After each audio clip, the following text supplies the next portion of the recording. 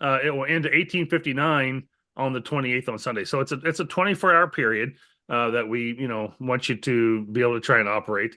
Again, somewhat similar to what we have for summer field day, and you know that's it's always the same weekend. Again, the last full weekend in January, and some of the things we've got bonus points this. We took away the bonus points this year. We've made objectives, and again, some of those objectives I started to mention a little bit ago, and one of them being is working for a minimum of 6 hours. And someone goes, "It means I have to sit there the whole time. I can't get up and go to the bathroom. I can't get a drink." And no, we want you to be. We understand if you were to be working in emergency, and you were in a shelter or in an EOC, or you're at the the high school building or the Red Cross building or something, um, you getting up and just walking away may not be completely feasible for longer periods of time. You've got communication going on. There's traffic. There's messages you're typing or sending or sharing,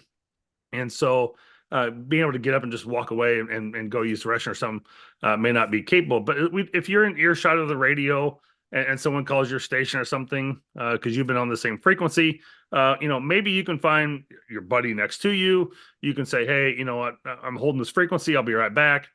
There's things that you can do out there like that will, not necessarily have to. We understand people have to, take care of bodily functions and certainly get drinks and things like that or something to eat for 6 hours. That's a long time, no doubt. But it wasn't meant to be taken, literally. So there's that one. Again, work of six bands is the other one. And I kind of talked about that a minute ago. You've got working on alternative power, setting up a secondary outside of antenna of some sort. Um, you know, Trying to think what some of the other ones are off the top of my head, and I'm drawing a blank on them now, of course. But I mean, you can find them in our field day guide packet, our guidelines that we have shared for the year. You'll find them on our website, and so they are there as well. So making satellite contacts, that's another one. So those are some of the ones that we've changed. And what we've set that up is when you submit your log for this year, then what you'll get you'll check the boxes when you make that submission, and it says, "Yep, I was able to complete 8 out of the 10 objectives." That would basically give you a score of like 80%. So you kind of know how you did. And then on that certificate, it will have the little boxes that you of the elements or objectives that you completed will be on there.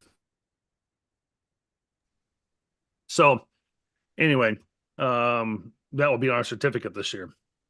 Let's see. All right, hold on. Must have clicked off my screen. There we go. Our Winter Field Day Board of Directors. So again, I'm the president. James Copeland, he's out of Kansas. He's a radio morning DJ for an AM station out of Kansas. He's our secretary. Melinda Birchfield is out of Chattanooga, and she is our treasurer. Michael Turner, he's my brother, obviously, W4OPS, and he is our creative services manager. He kind of does the change in rules. He does the design, like kind of putting this PowerPoint image together. He'll do the design of like our swag for Winter Field Day, things like that. So he will help answer a lot of the emails that we have for people coming in with questions. So he's kind of the creative services manager and takes care of all those kind of back end things that I'm not able to. Andrew Kitchens, AJK Services, he does our website. We do pay him for those services. The rest of us are all completely volunteered.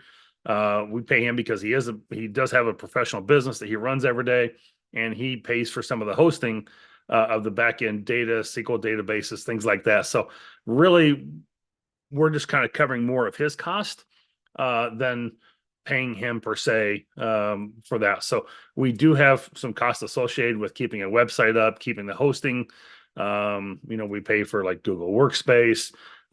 We sent out 12,000 emails just literally yesterday to various folks that either were part of Winter Field Day last year, maybe registered on the site and said, hey, it's 10 days away, and here it is.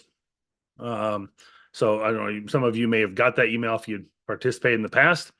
But he helps with some of that. So anyway, and then Jason Johnston, KC5HWB, and I'm sure most of you probably know who he is, Ham Radio 2.0. So and he does our social media on Twitter, Instagram, Facebook. He kind of takes care of all that for us. So I do some of the Twitter stuff because it's easy to switch accounts from the Ham Radio Guy podcast, which I do to Winter Field Day, and I'll try and share those in between the different Twitter accounts. So anyway, a little bit of the history of Winter Field Day. Again, it did start really in 2007 is when it really had the first Winter Field Day was presented. The Society for Preservation of Amateur Radio, which I think was out of Pennsylvania somewhere, kind of came up with an idea of it. It's like, hey, we have a summer field day. How about we do something in the winter? And so they kind of started creating it. And it was really it wasn't a nonprofit. It was just kind of, hey, a bunch of guys got together and decided to make this. And, they kind of built it from there. And as time went on, in 2015, the results were significantly delayed. They had wasn't getting responses, and people wasn't really sure where it was going to go. There was a lot of healthcare issues with that group. I think they were just kind of like a lot of amateur radio in general. It was just kind of aging a little bit, and so they decided to hand it off at that point. And they handed it off to another group. They decided to build the Winter Field Day Association at that point. And so they were also all amateur radio operators, and they were able to kind of get it taken off the ground, started doing kind of what we're doing, increasing the social media, increasing awareness, making people aware of it. And so that was handed over in 2015. Tom W8WFD, the first name you see there on the slide, he was the president of that for must have been 7-8 years, as he took it from 2015 to 2022, so 7 years. In June he decided to hand it off, and he kind of put a message out on Twitter and said, hey, we'd like to be able to have somebody pick up Winter Field Day and run with it.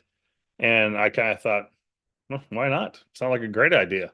It's a great organization, and it's a good thing to do, and I love it. Enjoy amateur radio. This is my way to give back and to contribute. And so we took over Winter Field Day in June of 2022. And that's where you get the current board of directors that I basically handpicked. I was kind of knowing people. I'd literally put messages out on Twitter and said, I need a treasurer. I'm looking for somebody for social media. And Jason was the other one that was out on Twitter and said, hey, I'll run with the Winter Field Day. So I called Jason, said, you want to, join Winter Field Day board? I was like, I'm taking it over. I've got it. I've got the 501c3 built up, and I'm doing all this. And would you like to join us? And he said, sure. So, and then I reached out on Twitter for people to say, I'm looking for a national treasurer that can handle accounts and do some treasury of our stuff and help manage the money. So I don't have a conflict of interest in there. I try and keep those things, in consideration. I've ran treasury and stuff for a lot of state organizations with $250,000 budgets. Not that we have a $250,000 budget here, but, I'd run treasury for a long time for other things, but I didn't want to try and be the president and run treasury too. It's just too much to take over and do. So anyway, so current stats for 2023 is that there's 2,367 logs submitted with over almost 300,000 contacts. So, and we had 19,636 different call signs. So with those numbers in mind, and thinking about 300,000 contacts, we only had 2,300 logs with 19,000 different call signs. So if every call sign submitted a log, we should have had 19,636 different call signs. So this is where I came back to my original statement. I said, is that we're trying to figure out what the level of participation is for Winter Field Day, because it seems like some of our numbers don't match up. And we're not getting some of those logs submitted that we should. So what that does is when you have we'll take this back to a lot of people may have done parks on the air, and you have an activator out at the park, and you have a hunter who's at home, and he talks to that activator.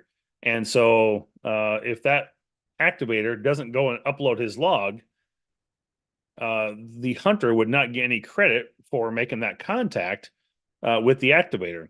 Um, and so he may have logged it in his log, but the activator didn't upload it anywhere, so it's kind of like it never existed.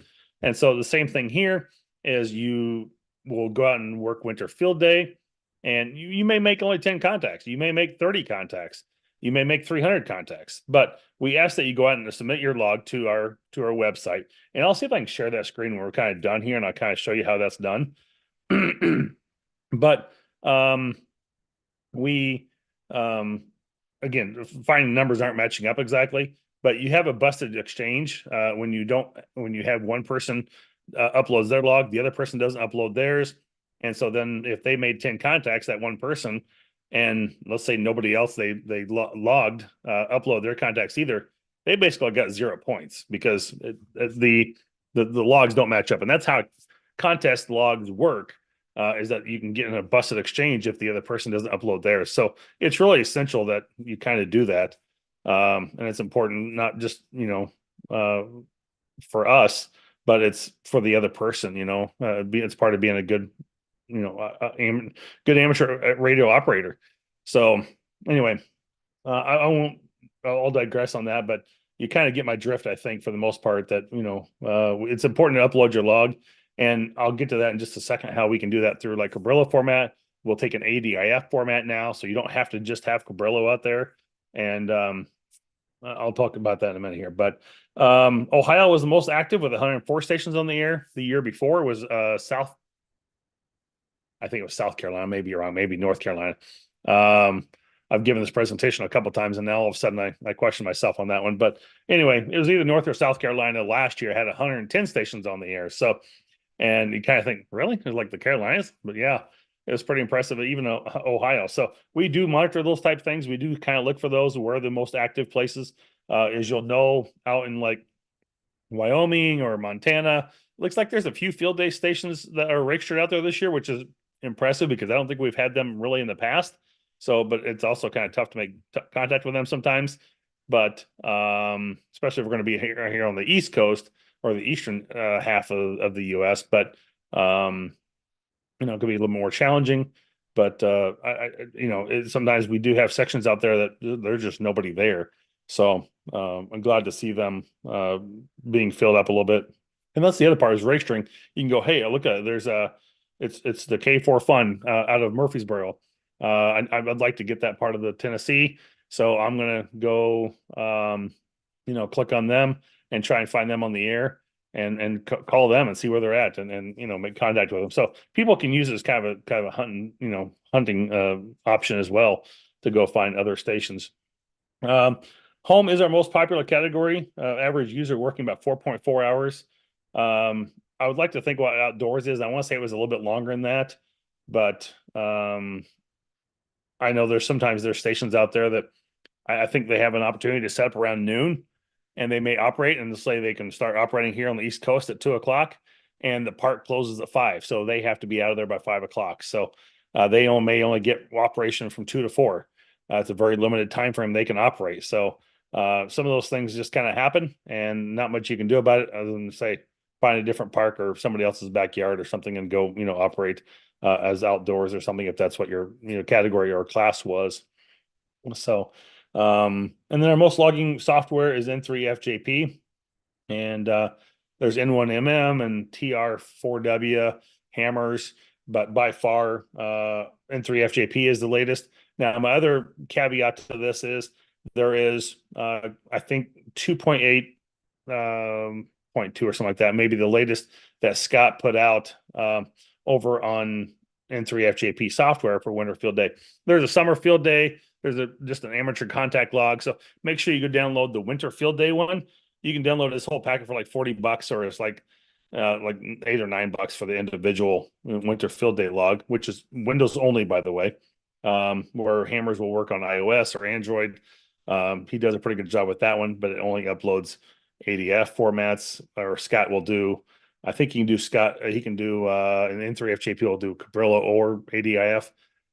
And the thing is, we found last year when that was our first full year of taking things on, is the big thing was we had like 15 different versions, and I don't think I'm kidding with that number or exaggerating at all. Maybe it's 12, but it was quite a few different versions of N3FJP. So someone may have had version 1.2 still, and he's now, let's say, 2.7 last year, so it'd be 2.8 this year. I'm sure there's still people that'll be operating this year will have 1.2 version, and they've never gone out and updated. You go out and get the update because he includes the updates that we do every year, the changes that we make. And we touch base with him and say, hey, just let you know we're making changes. We have to have this stuff done on our end probably by October. So they have plenty of time, roughly, 3 to 4 months for them to be able to get those updates done and make the changes in their software. N1MM, well, I'm going to write that one off as a lost cause. I haven't been able to get a hold of him. I've tried. Apparently he's got an update out there too for this year that I've heard or seen about or read somewhere. But anyway, and then I think it's TR4W or T4RW. I've never heard of it, not familiar with it, but it was one of the softwares we do use. It's listed in here in just a moment here. The future of Winter Field Day.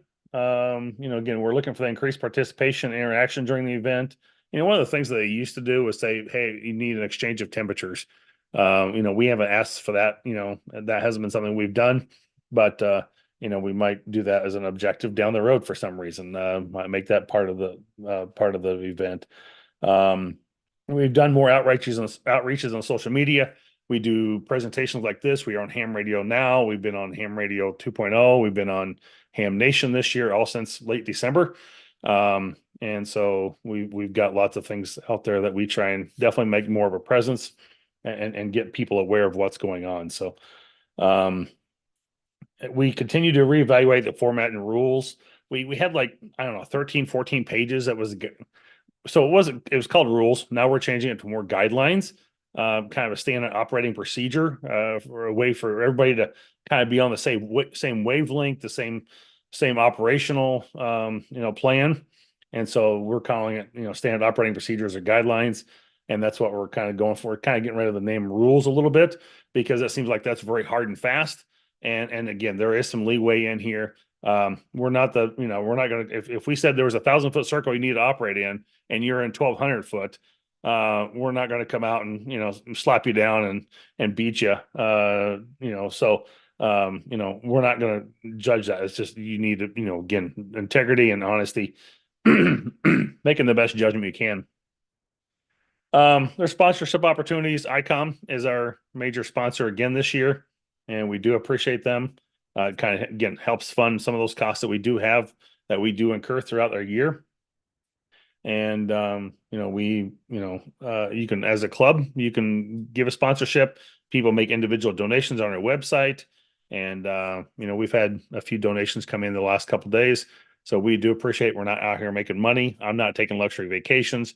Again, I am non-paid. None of the board is paid except AJK Services. Again, we're paying him more for not really for what he does, but for his services that he has to pay for, keeping up databases, the back end hosting, things like that. So we've now, as of last year, we added participation certificates, and we're trying to get the POTA logo on there for operating in a park to indicate that you worked in a park and you did Winter Field Day at the same time. I don't think we're going to get that passed again this year. We tried really hard last year. We got turned down. My brother's really good with Jason with Parks in the Air, but we're gonna try and shoot for it again. We're not going to give up. So I think we can get there, but it is a lot because it's their proprietary logo that they have, and for us to be able to use that is kind of pushing the limits a little bit. But I'm hoping we'll be there. I'm positive about it. We'll get there. Again, we talk about those endorsements or those objectives that you achieve will be on the certificate, and then how many contacts you made and things like that. We've looked at maybe even doing special event stations or bonus stations. So maybe spelling winter out and having 6 different locations across the U.S. Clubs that are willing to take on a 24-hour time frame of operating, and operating as like W4, something for winter field day, and then I if possible and things like that. So or maybe do like a W4I or something like that, and a W4N, and come up with some special event call signs of some sort. Um, but again, just kind of it's brainstorming out there that we've thrown out there. A lot of stations do that throughout 66 or 13 colonies. They have all those special event stations out there that are operating. And so, maybe an objective year would be to go out and get all 6 of those stations spelling winter. So, thoughts, and, we'll see where it goes. But we've tried to break down, again, I think I said it was a 14, 15 page guidelines, and we have got that down to maybe 6 or 8 pages now. Took out a lot of the duplication and replication of some of the various information that was maybe stated in there 2 different ways, and it was very confusing to some. And we want to keep this pretty clean and simple for the most part to everybody, if we can. Because we took over, this is maybe a little bit from last year, but some of the presentation, and I do update this every year, but our core principles are going to remain the same throughout what we do. We're not going to change from that. We want to, again, train you and have you hone your skills and just make you a better amateur radio operator across the board. So, being prepared, again, it wasn't just for some hurricane coming to your area, or whatever, or some tornado, but it might be something just on your own personal level that you need to make sure, hey, I kind of have a go bag, or I need to have, I've got, do I have flashlights in the house with batteries even? Are they all dead? When's the last time I checked them? So we lost power here, I don't know, probably 2 weeks ago, and you're literally like, all right, let's go get a flashlight, and I went to my backpack to pull the flashlight, and I was like, it's not there. Where is it? So, because I always know that there's a flashlight in there. So, and I still haven't found it, to be honest, but I'm sure I think I threw it in my other tool bag. But anyway, instead of back in my backpack where I usually keep it. But it's those type things, we lost power out of the blue, and, like, where's the flashlight? Do we have candles or something available? Is there other alternatives? Again, it may just be of a longer time period. Do you have some water on hand, of like those sort of things? If you were to have flooding and need a boiling order, or something else happened, do you have some water on hand, bottles of water or something, to be able to take care of that? So again, it may just not be completely amateur radio operation, but some things to think about. Again, MCOM in general is kind of what we've gone with for our theme, and getting rid of kind of the more contest side of it. And we want to make this fun. We really want to have people to have fun out there. We're going to keep, kind of the context scoring of it, because there's simply people out there that enjoy it. They absolutely have a blast with the scoring, and that's what drives them. And we don't want to take that away from anybody, but there's people out there who just want to go out and do those objectives and get their certificate. So we want to kind of, I don't want to say cater to everybody, because I promise you, I cannot make everybody happy. Come see my emails. That ain't gonna happen. So, I've had people cry wolf, and it's like, I'm sorry, I'm not changing this. I do what I can, but that's not going to happen. And there's people ask us like, hey, how about creating a spring and, fall winter field day? So you never know. That's a lot to just do this once a year. It's kind of amazing how much really goes into this when you take it over. As I didn't kind of tell this part in the first part of the story, but, I took it over, and I called my brother up, and I said, Mike, I said, what do you think about taking over winter field day? Because I guess, yeah, let me know. What do you need me to do? And got about a week phone call into it, and he goes, what the hell did you get me into? So anyway, it's a lot. But I mean, it was first year. It was really tough to us to figure out and get all the paperwork filed with 501c3 with, the IRS and the state of Tennessee. And, I still have to do my tax filings for each of those organizations to the IRS in Tennessee. Even though we're nonprofit, things like that, but we still have to report if there's earnings, et cetera. So there's a lot of things that go on that people don't think about from an organizational nonprofit standpoint. But again, we make changes. Are those getting over to the people who create the logging software?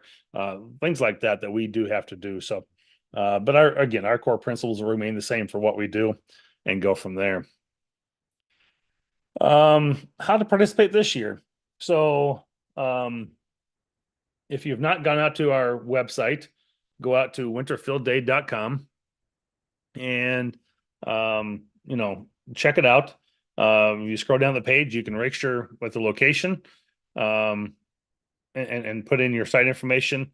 If you do put in your location, don't forget the negative if you have a negative in your latitude and longitude. Um, so people forget that, and then they end up in China, and they go, "Well, I can't find myself on the map anywhere." Well, it's because you're sitting over in China for some reason because you've got to put the negative in there. So we every time you register, we have to go in and approve those on our back end to make sure they get corrected and figured out that hey, oh, they forgot to put a minus in there. Therefore, we'll bring them back to their point. And I think there was a club up in Minnesota that's out in the middle of the Atlantic Ocean right now. So I don't know if my brother fixed it or not. I know I haven't fixed it yet, but anyway, it was just one of those things where things are at. But you go in and register your location, and you scroll over to like resources, or you click up on the rules. I guess there's still says rules at the very top. Scroll down, and then that way you'll see a little red line down there. Here, download our 2024 packet, and you'll find all the information and guidelines and rules that we have for 2024. We do have the four operating. Let's see. I'll make sure I get this right. We have a category and class. So your category is like mobile, home, indoors, or outdoors. So those are your four choices. And again, whether you have how many operators, one operator, two operators, three operators, or 10 operators would be your class then. So, and then of course we use the normal AWL rack sections overall. So northern, Central Florida or Western Massachusetts and things like that. So you'll know all those different different parts of Texas. Anyway, that's all in there, and that should give you give you all the answers you need. If you don't, there's a frequently asked questions section under resources, and if you go under resources, also there's our 2024 newsletter. I've wrote some information in there. We've got different people talking about different board members. We've put a white chicken chili recipe in there. I made that just 2 weeks ago. It was phenomenal. Very good. So we went with a chicken chili recipe this year instead of a regular chili. We've kind of changed that up there, but that's some of the things we try and throw out there. We create a newsletter every year. You can go back and read the past episodes or the past newsletters and read them as well. They're always very interesting. So I hope you take a moment to go visit that as well. Log all your contacts using a software-based program capable of producing a Cabrilla format. I should update that one. That should say AD or ADIF now. And so, and if you don't, you just still do paper and pen on paper. You can reach out to our website, and I'll see if I can pull that up in a second here. I'll share it and come back to it. But you can literally take your paper log and upload it to our website. You can type in all your stuff manually and still get an ADIF format out of it, and we will help you with that as well. It's really surprising how many people don't know for amateur radio operators, don't know what a Cabrillo or ADF format is. We had a ton of questions about that last year, and it just blew my socks off going, really? You don't know what that is? So, but if they don't do contesting, they probably don't know. But when we were uploading to contest.com at the time, and so now we're doing everything back in-house. So it was kind of interesting to read about that. Logs must be submitted to our website prior to March 1st, 2023. Absolute deadline, no ifs, ands, buts, questions, not doing it. So if I open that up and said, yeah, all right, if it's March 2nd or 3rd or March 15th, I'll let you come in so you can get your credits. We are giving you a whole month. If you can't get your log put together by then, I just don't think you're put together at all. So not my problem.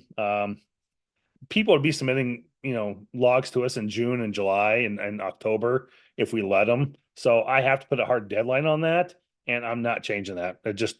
Otherwise I'll let people have free reign and they would just run with it and they'd get up whenever. And then people are going, well, hey, we need our contest points. Well, hey, how did someone come in here in October, submit their log, and now my points have changed? And it's like I'm March 1st, period. End of story. No questions there. Winter Field Day resources. Again, there's that TR4W, W3KM. Not really familiar with them. Maybe some of you are. Maybe you've heard of it. Not sure. But there is that. You can find us on different social medias, now X instead of the blue bird, or Facebook, Instagram. And we do have a Discord channel. Reach out to us on Discord. You can find the links on right there at the end of this slide. So if you haven't, I'll come back to the other slides in a minute here, but if you want to write that down, that's an open invitation all the time for us to join Discord. We can share your winter field day photos in there. We encourage you to share photos, any other information. People have winter field day questions. We answer questions in there. I'm in there pretty regularly answering those. We have our beta testers group for people on our website to try and help us work out some of the bugs. So we could use people on that with, winter field day logs and stuff. Sometimes we saying, hey, if you send a log to us, we want to upload this and see if it's working and if we're having any issues. So, but you can always email us at winterfieldday, WFDA at winterfieldday.com. Again, you can find us we do have .org as well, but the email is still .com. That you can go to the website is winterfieldday.org and it will redirect you back to, actually, I think it does redirect you from .com to .org. That is our main site. Is going to be, we're an organization, so we chose to go with org, but we own both of them. I'm not going to let somebody else come in and steal it from me, so I'm taking them both. I can come back to this slide in just a second if anybody else needs it, but hopefully you've got it here. I'll give you one more minute with that. Again, I can come back to that page in a second. Again, find us on different social medias. Join us out there. Most of it should be like at Winter Field Day. Just type in Winter Field Day. I'm sure you'll find us. Jason runs most of that. Again, I do Twitter and a little bit of Discord. He takes care of the Facebook, and I think I think Facebook owns Instagram. So when you upload to one, it uploads to both. So, but we'd love to have your photos. Please send them either to us if you can. We've used some of those photos from time to time in some of our newsletters on our website. We'd like to update our website this next year with some new photos, some new stuff. So we are looking for new photos. So if you have some from your site this year, it may get used next year. We may reach out to you and say, hey, we have permission to use it on our site. And again, ICOM is our major sponsor. We do have some individuals here from time to time that will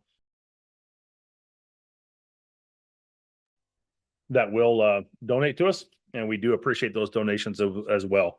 Again, not getting rich, just trying to maintain books and keep us alive for operating costs. Otherwise, it would probably come out of my pocket. So, but right now it's self-sustaining, which is good. Again, there's that website one more time for Discord if you would like that, if you haven't got it all yet. And that is the end of the slideshow. Let me see if we can get, what are we looking at for time here, Will? 7:47. Let me see if I just go out to share my screen one more time here. I'm going to go to that website real quick and pull that up here. Get to that, and I'll share that screen back out. If I can type it in myself. There we go. And share that screen back out real quick. Actually, let me move that. Let me move that to screen real quick to desktop too.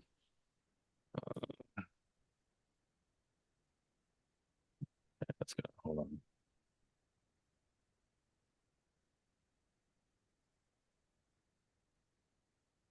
Get that screen share.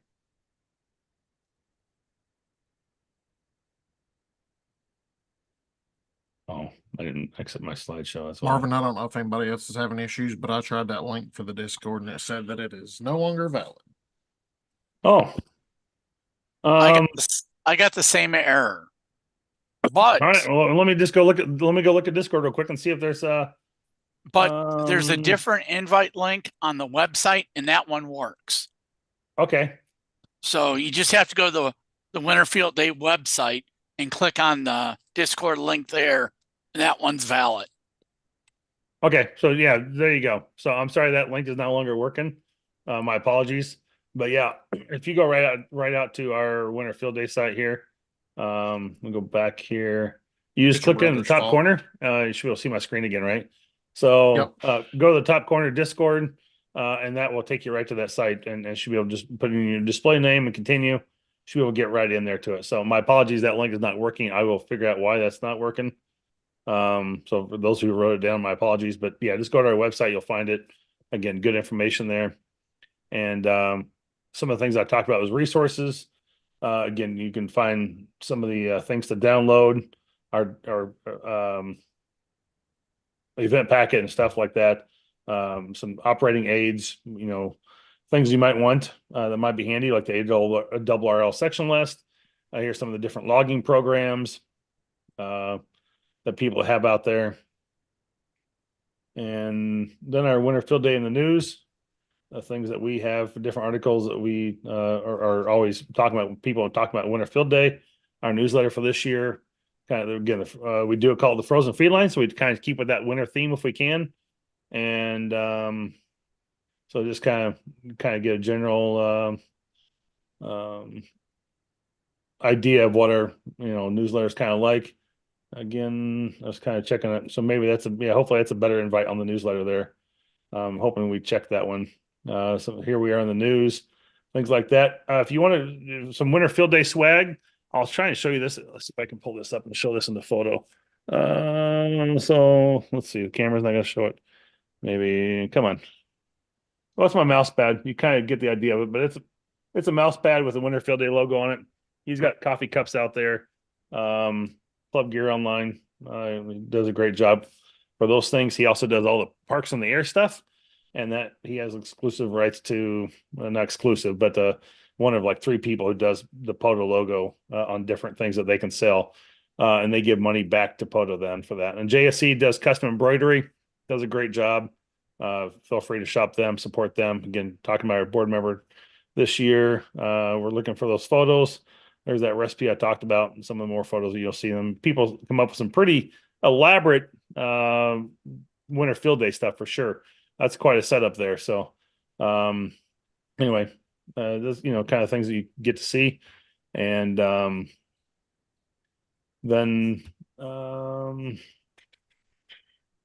was looking to see if I can get the results. You can check, like if you have probably last year, let's go 2023. I'm going to pull. I was working with the winter K4 Fun last year. That's our club in Murfreesboro, Tennessee. So I should be able to pull that up and look at this. Look up search. Come on.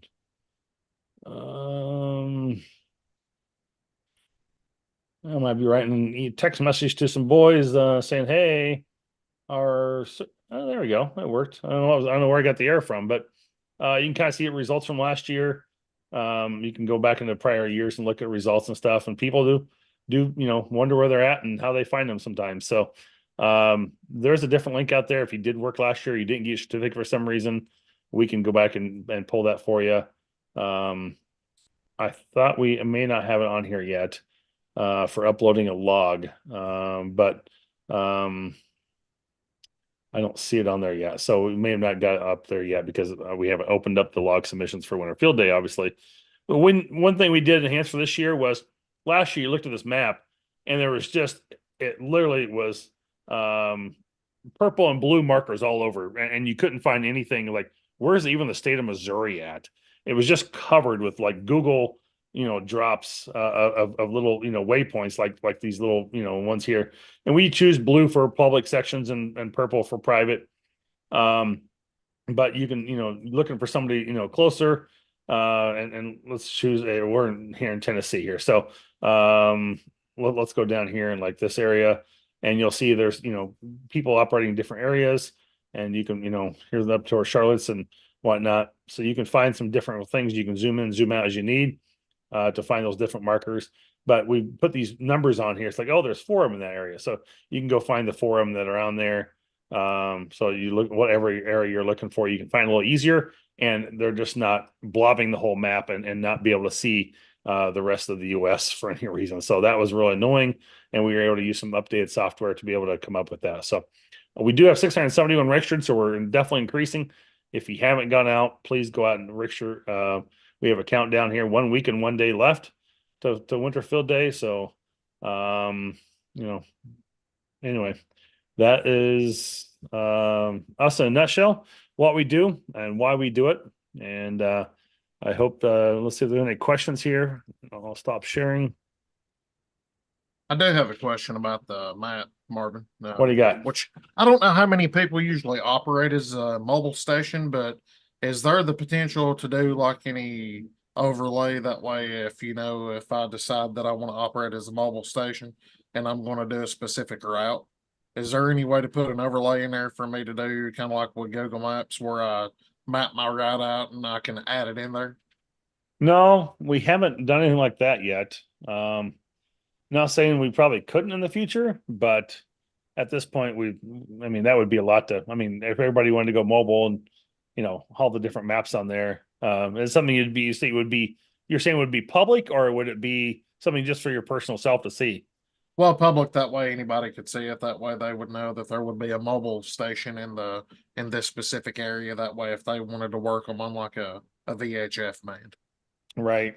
No, it makes sense. I might be able to put something in the future there in the map that we can further identify whether it's a home station, indoors or outdoors, or mobile.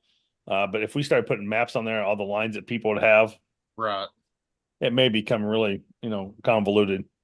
Do you know off the top of your head, like last year, an estimate of how many mobile stations there were working? I could probably go find that information out in my back end, but I don't know right off the top of my head. Okay. I didn't pull that specifically. So, but we do have that breakdown. I know. So, and if it's not in our back end, I know Andrew can grab it for us. I was just curious as to how popular that category was. Yeah.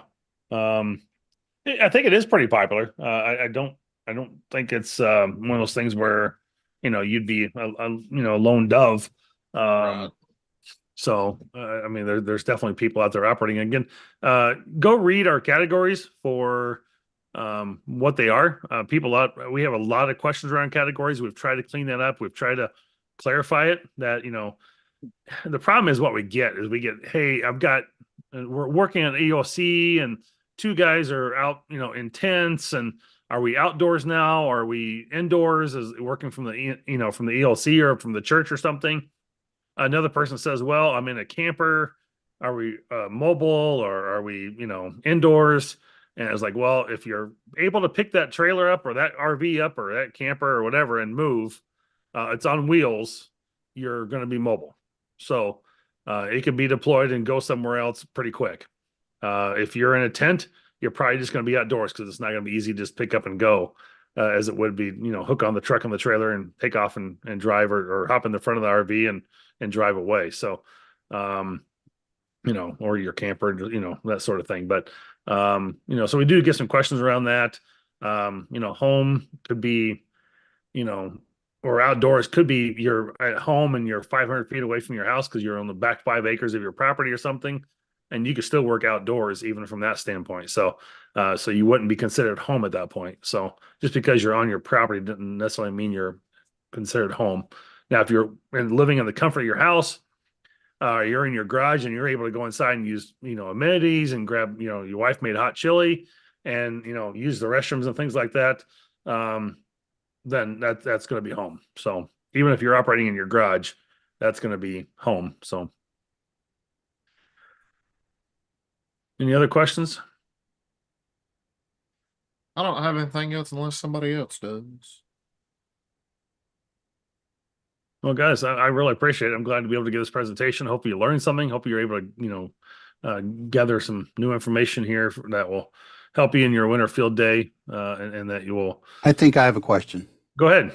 I think one scenario you didn't pass. I know three of us here are from the same club.